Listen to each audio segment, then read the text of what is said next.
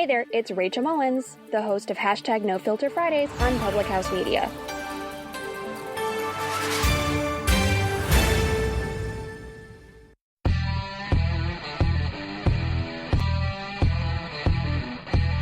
Strike three, you're out.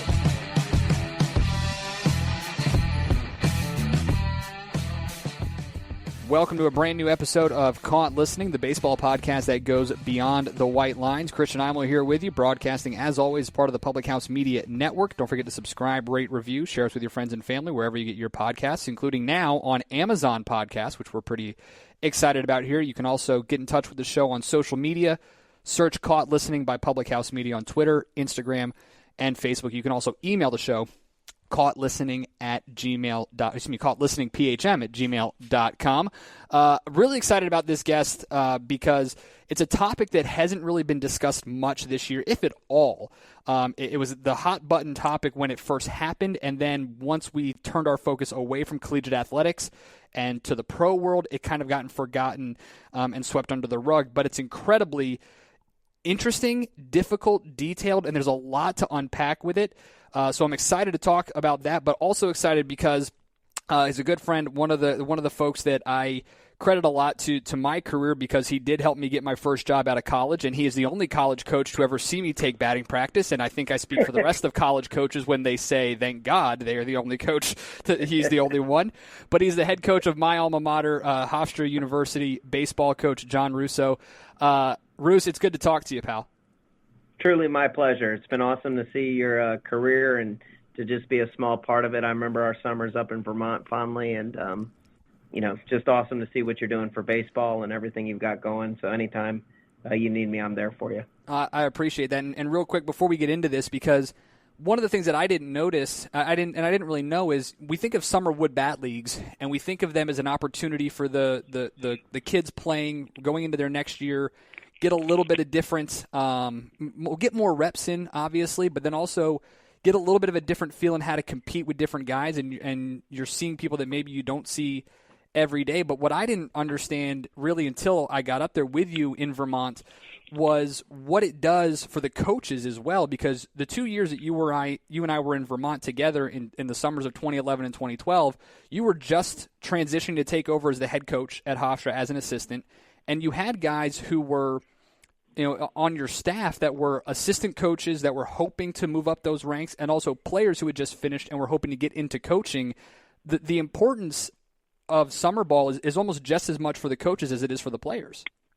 Oh, agreed. I mean, we had Clint Brown on that staff, and now he's a big-time scout with the Cardinals and really high up in the organization. And I think we all had a feeling that Clint would make it somewhere, somehow. And then what is this, 9 years later, as he has. And, just a neat thing, and that happens out in summer ball, especially when you have a great place. And even for you in your career, to know that it got started up there. And, I think we instantly knew you were one of the best radio guys. When you get a good head coach, there's a really good head coach. When you see a good player, he's a really good player. And it's just something that unless you get a chance to experience, it's hard to sell, but invaluable to my growth for sure, my summers in Vermont. Yeah, and I mean the players that you and I had on that team. I mean, Ty Rogers, a major leaguer, amazing. Yeah, incredible. And then obviously guys like Brian O'Grady who played incredibly well in the minors and he all made throughout. it. Yeah, he did. That's right. Yeah, he did.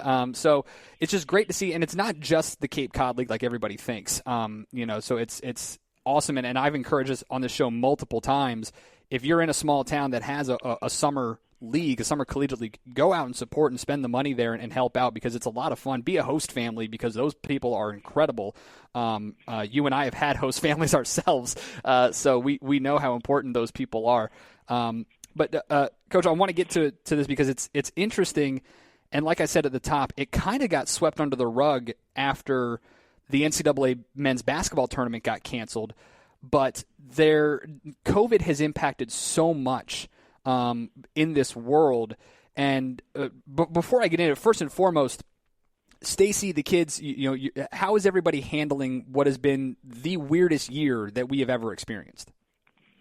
I think the thing that's getting missed right now in the whole world is the mental well-being of these kids from, let's say, 6 years old to 22 years old, because we're adults. We can handle all of this. You throw about anything at us, we'll figure it out. But, this is all new to them, and, not going out to hang out with their friends, to have restrictions with going to school, some of them only doing online, some of them doing hybrid, missing recess, just all the social aspects of life that they were used to and that they was taken away. Kids don't understand that. And I'm really anxious to see, how that plays out with all these kids. I mean, just taking away baseball with rosters and stuff. But, for me, it's like trying to keep my kids going and keep them busy.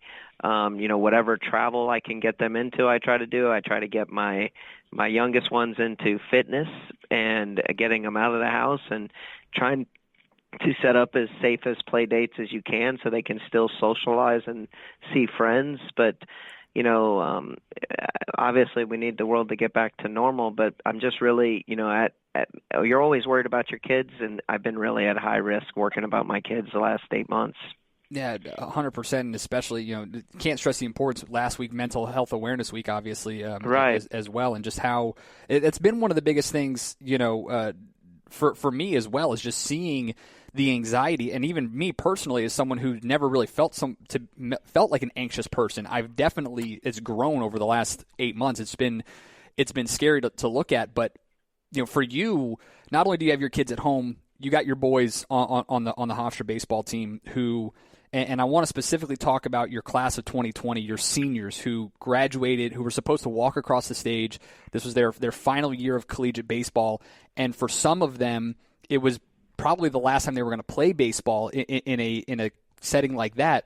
But then for others, it was the door to a professional contract.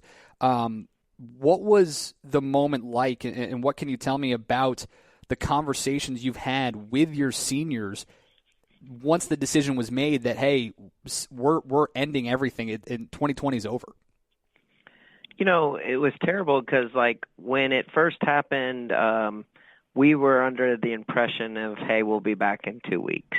And, hey, this is just shutting down we're going to try to get going back here at the end of March. Because at that time, March Madness was starting to happen and everything. And then, the Rudy Gobert incident happened. And then I think the whole world changed a lot in the next 24 hours. And I had released my kids maybe at 12 o'clock on that Wednesday, and then by 2:15 or 3 o'clock or maybe 4 o'clock, I can't remember the exact time, but just like everybody else, by Twitter, social media, we find out, hey, the spring season is now canceled. I didn't get a call from an AD. I didn't get a call because he didn't know either. It just got released over social media, and then the kids are all texting me and calling me and like, is this true? And I'm like, I'm trying to find out. And and then, of course, over the next 24 hours, we found out everything was true and everything was finished. And just like you, my first thoughts were the seniors, like what's going to happen to them? How can we help them? What can we do for them? Their parents are asking questions. They're asking questions. And I don't want to ever say one kid was more important than the other, but, the juniors and freshmen were less, the seniors were just my big worry. And so then we're following everything. And on Monday, 2 weeks later, they give them all their year of eligibility back, and they give everybody their year of eligibility back across the board. And, the thing they didn't give them, though, was their scholarships back across the board, because people in athletic departments didn't have a plan for this. And I don't think Hofstra or any university that didn't, just have money for seniors laying around is something that should have been unexpected or thought of. And so then, the kids are like, well, hey, I may want to come back. Is my scholarship still there? And we're like, well, I don't know, And so we didn't have a lot of answers for them after they got their eligibility back. And then, when you lost, facility rentals, when you're losing March Madness, you can see it across the country. A lot of Division I schools just had a hard time dealing with that. So to have extra scholarship for these kids just wasn't in the cards. So then I'm having to talk to them about coming back, but also to come back on their own dime. And then on top of that, figure out how to come back. Are they going to take, master's classes? Are they going to take extra classes and add to their minor? They're going to, maybe wait to walk and not graduate and finish it in the fall, so then they can only have one class to take in the spring. I mean, there was just a million things that were having to get figured out. And, at the end of the day, I was super proud that I got like 7 of our seniors to come back, but I had 13 of them. And, to have like Miles Menza and Tyler White and, kids career end that wanted to kind of continue or go on or would have liked to have had some finality is still to this moment really tough for me to deal with. And, but, we basically got the seniors figured out. And now we're on to a new problem. The new problem is the juniors, sophomores, and freshmen that are in your program, because you got to start putting together recruiting classes. And, and none of these kids have had plans to stay at school for 5 years. Usually they want to do 4 years and graduate. And now you have the 5th year. Do you do it here? Do you give them their scholarship back? Who do you recruit for the 21 class? Who do you recruit for the 22 class? It's been a really like mathematical nightmare, to be honest. And that's part of it that has been the part that I couldn't wrap my head around when it was first announced, and I still haven't been able to 7 months later, is it's not just, okay, giving the seniors back their year of eligibility is great. It's for the finality of that's tremendous. But a high school senior doesn't get his year of eligibility back where he can go back to high school and he can wait this out and get back into a normal recruiting class. He's now got to go, and I'm sure there are some freshmen, incoming freshmen, high school seniors that you've recruited who had goals and had, aspirations of being an integral part of the 2021 Hofstra baseball team and their season. And now they've got the questions of, is that still an option for me because these seniors are coming back? Same thing with juniors, same thing with sophomores for that matter. But it just never, the recruiting side of it, to me, it's almost as if you completely blew it up and just handed every coach the pieces and said, figure it out. It's incredible. Last week we started practice, and so when I got some of the seniors to return, I ended up having 8 of our top 9 offensive players return. And we were top 25 in the country in average when everything happened. And so on paper, we're looking really good offensively. And then last week we get started, and I'm like really excited about the team we're going to have offensively. And then I looked around, and just like you said, there was 8 freshmen that we brought in that we thought were going to have a chance to play as freshmen because those kids were supposed to have graduated, Rob Weishire and Alex Sika and Brian Goulart. And, you'd think that they were going to be out, and here they are back. And I'm looking at these freshmen, and I'm like, what a raw deal they got. They don't get to play in the springtime. They had trouble playing all summer. Here they are, fall's getting really abbreviated because of all the COVID testing. I mean, we're only practicing 4 hours a week right now. And then in the spring, unless there's injuries, they're not going to play very much in the spring. And, what just a rough year overall that they're going to have to put in. And so, I even started it this morning, bringing some freshmen by that just have honest conversations with them and try to talk it out and understand it. And, a thing that's really for me is the NCAA moved the roster number to unlimited for this year. But I don't see how it's not unlimited the next 3 years also, because you still have juniors that are going to return. You still have sophomores that are going to come back a 5th year. And you still have freshmen there, so like that cycle doesn't end for 3 more years of what they created by allowing the extra year of eligibility. And so like if they were to come out in mid-March and say, hey, we're going to go back to 35 next year, I don't know how schools across the country would even begin to do it. And, it's just a really, really raw deal. And like I said at the beginning, and I said again, is, I've been very aware of their mental well-being and trying to have honest conversations and be like, hey, I understand that if you get a raw deal here this year, but there isn't really good deals outside of here either. If you go up to Wilmington, they've got 58 guys on the roster. If you go to Towson, they've got 50-some guys on the roster. Like any school in the SEC has 50 guys on the roster. Right. Like, I mean, everybody's high numbers right now because when they took the unlimited, everybody was like, hey, we'll bring in as many as we can and be a super squad this year. Yeah. And they're going to be. Division I of baseball across the board is going to be great. And then take away the fact that you made the MLB draft only 5 rounds. Yeah. Well, you have 35 rounds worth of draft that you were expecting to be gone. And I want to ask you about that too. And we're talking with John Russo, head baseball coach at Hofstra University on Long Island. It plays in the CAA, a very competitive CAA, by the way. For those of you who have heard of a guy named Justin Verlander, his school used to be in the CAA. He pitched there. The draft being shortened and whittled down to just 5 rounds, and the Rob Manfred's umbrella of one baseball, and eventually taking control over his goal, taking control over a lot of this, and shifting the draft further back, which I like. I like the idea of shifting the draft back past the College World Series, but what did that do? I mean, the draft going from 40 to 5. You look at all these kids who dream of having whether it's in the 30th round, the 39th, or the 1st. You have kids that dream of getting their name called. And Hofstra has become a program now where prior to 2020, I mean, it was only 2 years, but you had 4 guys in the last 2 years going in the draft, including in 2018, you had a couple of 3rd-rounders. So this is a program now that is getting draft picks. What was that like for your seniors, for your juniors, your draft-eligible guys, to know just how much tougher it was going to be to hear their name called?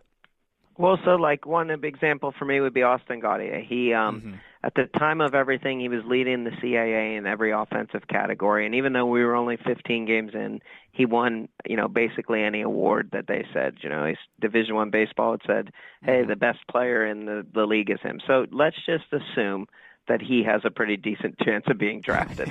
And so, like, here he is having this year. Here we are planning him leaving. Here I am bringing in a shortstop to replace him, and then it goes to 5 rounds. Listen, I'm ecstatic to have Austin back this year, but I also have a freshman that thought he was going to play some, and then now the draft is only 20 rounds. Austin's a year older.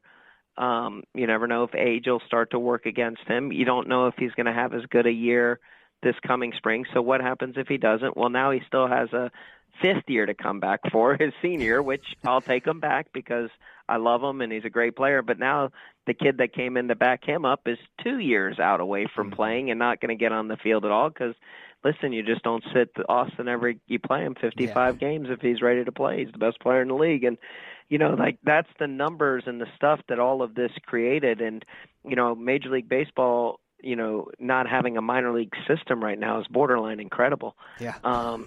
Think about all those kids throughout the country that haven't been able to work out, to have an affiliation with anybody, to know what's going on, and they're trying to decide, do I get a job and start my life, or am I still a Major League Baseball player? They don't have any answers right now, and everybody's trying to run a business, and I think at some point, COVID or not, that he can come up and say, hey, I'm going to have 100 teams, or I'm going to have this type of system. I mean, a lot of people are hanging in the wind, and it doesn't seem like everybody's giving us enough information right now to make decisions to help these kids out. It's one of the scariest things, again, is the future of not just, and we've talked about it on this show, the future of those communities that could be losing minor league baseball and what that could do. But what we forget to talk about is the impact of those players. We talk about, yes, there's the fan, there's the kid who, it was his summer job for 3 years, taking tickets at the ballpark, whatever it is. But the players who literally have gone, 18, 19, 22 years of their lives, looking to continue to get paid to play baseball is an incredible opportunity. There's so much about it from a roster standpoint that just it blows my mind. And then not only that, and we talked about it, you're having to deal with the being very aware of the mental well-being of your family, being aware of the mental well-being of your players and your staff, and working the roster. And then to not only do that, but now, and I don't know what it's like for you. I mean, me working on the front office on the business side of things, trying to get partners and season ticket holders to pony up for 2021 when they don't know what 2021 looks like.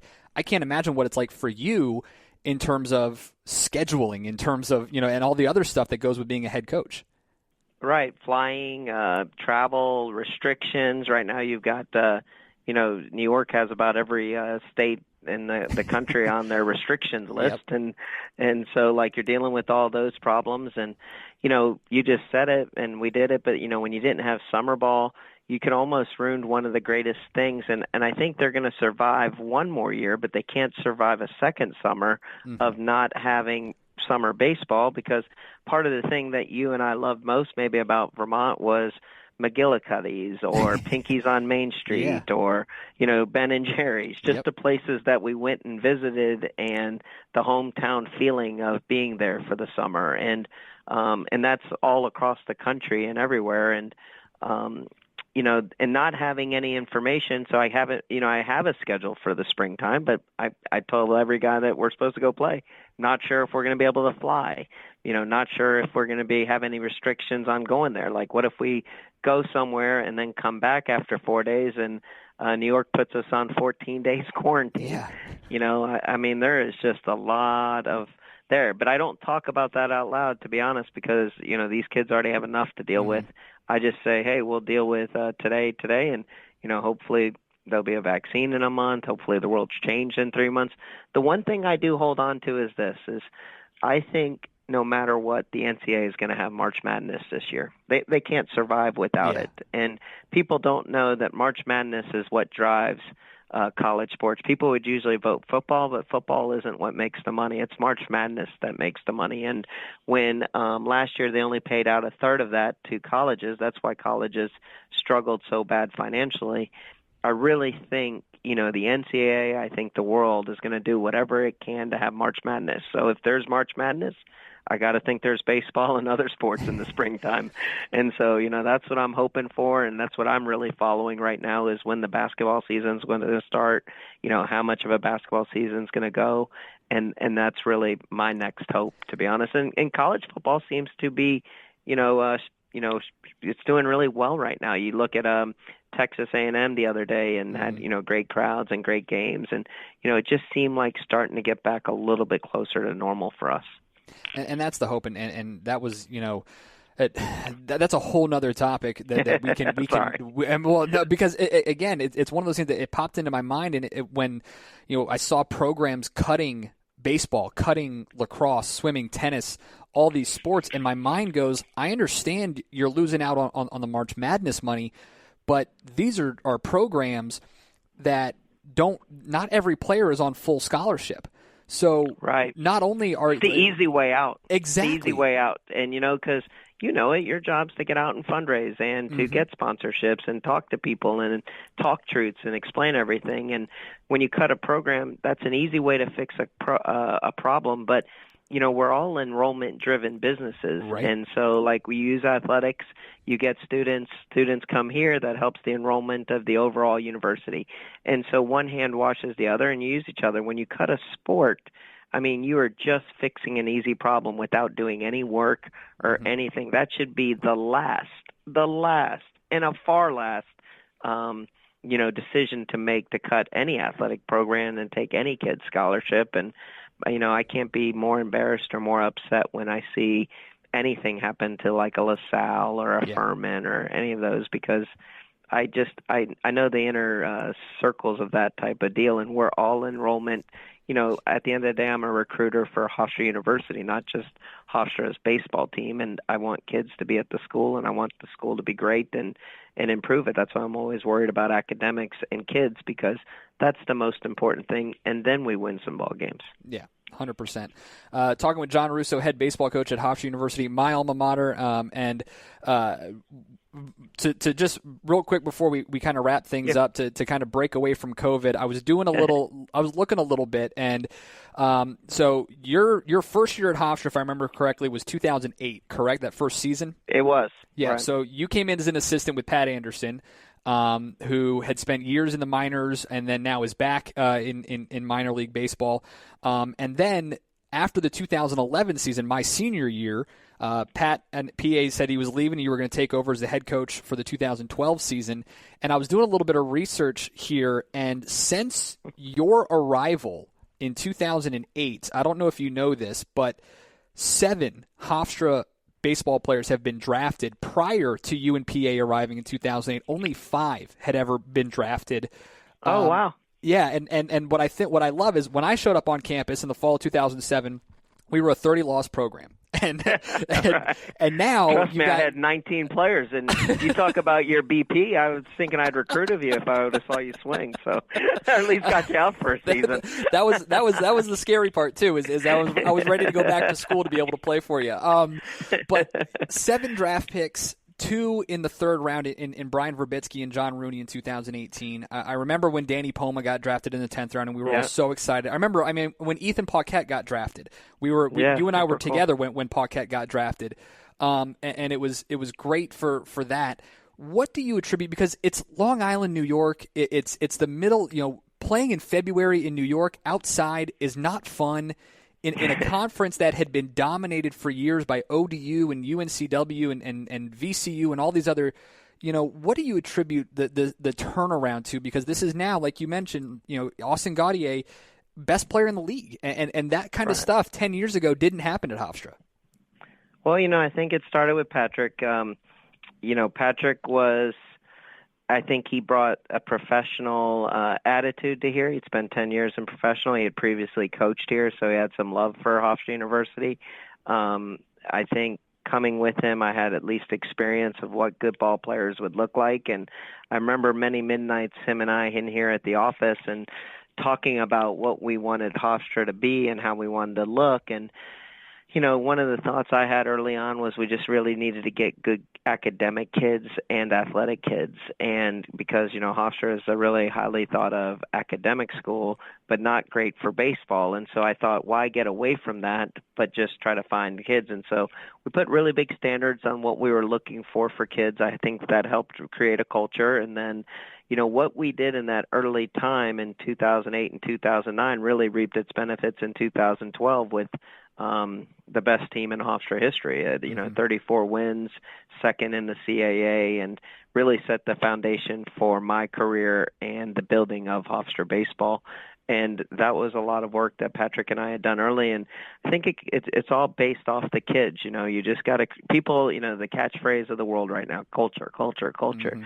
But it is a true thing when you have to spend 35 days with a guy and really be able to count on another person. And especially with this COVID, you're having to trust a kid to stay inside of his pod and not go out drinking on Friday and Saturday nights and expose basically 34 other guys to it. So I tell this to the team all the time. One guy can shut this whole program down at any given moment. And, here we are right now over 2 months into testing, and we've had 46 guys on the roster and not one positive COVID test. And I'm not saying the COVID is away or anything to that nature, because we definitely have had our positive tests at the school. Mm-hmm. I'm just saying I've had 46 guys do the right thing. And I think that is the biggest thing I'm proud of, is that I can really depend on these kids. And then, hopefully with our experience with baseball, we can help develop them. Nobody knew John Rooney.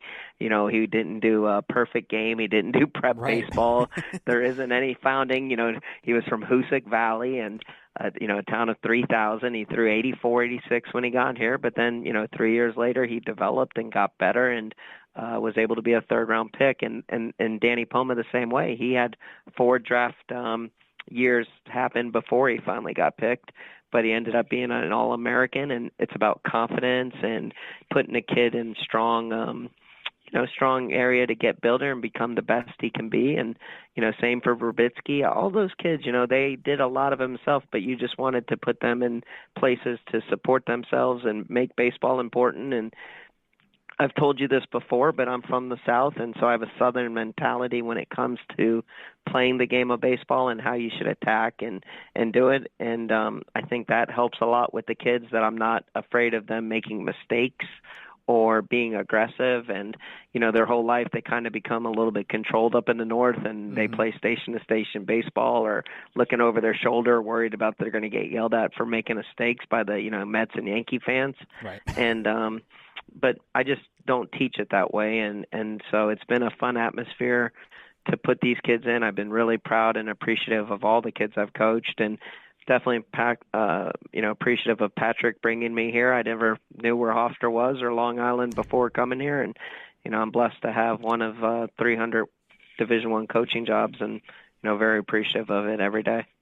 Last thing I want to ask you here, Coach, because it's not often that I get to talk to a collegiate coach, because in the independent world, and I guess I can't really say independent now that we're a partner league, but in this world, little shameless plug, but you know me, I've never been one to shy away from those. But it's one of those things, because recognizing a pro ball player, and it's one of those things because you can just tell by watching, and the game has become so analytical. The game has become so, I don't want to say, I've got a coach on my staff who calls it machine driven, now more than anything else, as opposed to an eye test. And there are certain guys that you can look at. It doesn't matter what the metrics show. You can't tell a ball player by a computer screen.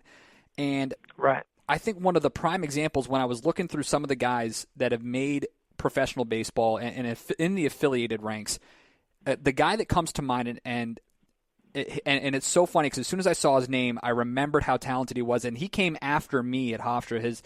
He graduated 2019, but Matt Reistetter, Rice being a guy who went undrafted but ended up AAA in 2019, just a ball player.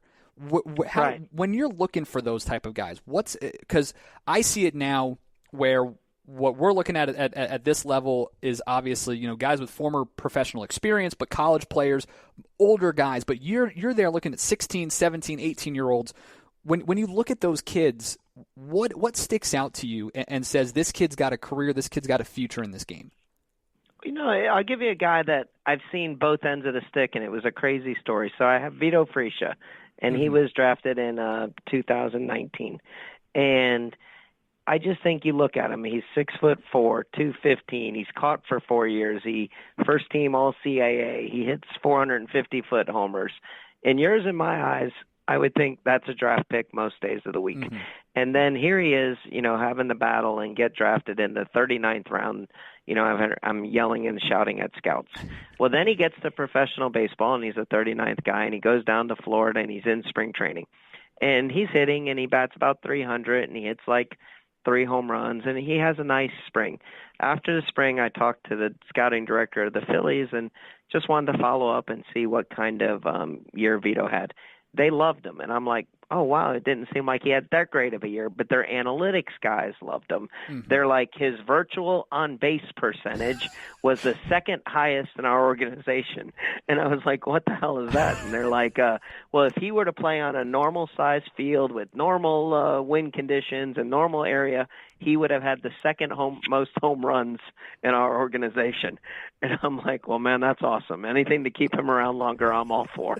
And but point being is like he went from a guy that we thought was super talented, and now he gets in there, and now he's an analytics guy that the analytic people love. And and because you can't really follow too much of analytics with college baseball players besides the numbers you read off the web pages, but now you can do TrackMan and all their other stuff once they get there. And listen, I definitely think there's a place for it. I want to say that because back in our day when we were watching games, you would comment and you would say, oh, that fastball is really riding up on him or really getting in on them, or they're not really squaring him up at all tonight, and I don't see why they're not hitting him. Well, now we know that we're not hitting him, or the riding factor is the high spin rate. Mm-hmm.